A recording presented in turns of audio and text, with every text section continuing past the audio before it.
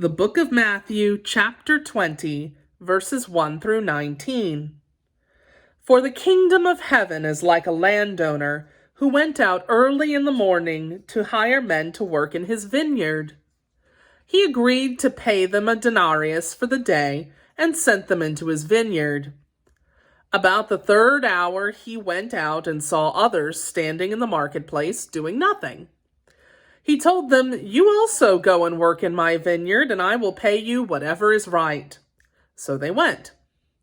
He went out again about the 6th hour and the 9th hour and did the same thing. About the 11th hour he went out and found still others standing around. He asked them, "Why have you been standing here all day long doing nothing?" "Because no one has hired us," they answered. He said to them, "You also go and work in my vineyard."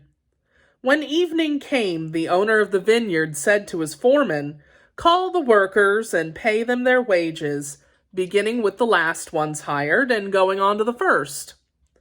The workers who were hired about the 11th hour came and each received a denarius. So when those came who were hired first, they expected to receive more. But each of them also received a denarius.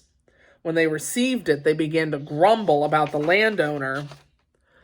"These men who were hired last worked only 1 hour," they said, "and you have made them equal to us who have borne the burden of the work and the heat of the day." But he answered one of them, "Friend, I am not being unfair to you. Didn't you agree to work for a denarius? Take your pay and go. I want to give the man who was hired last the same as I gave you.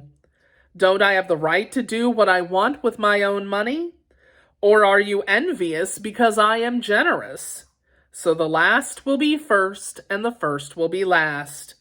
Now, as Jesus was going up to Jerusalem, he took the 12 disciples aside and said to them, "We are going up to Jerusalem, and the Son of Man will be betrayed to the chief priests and the teachers of the law.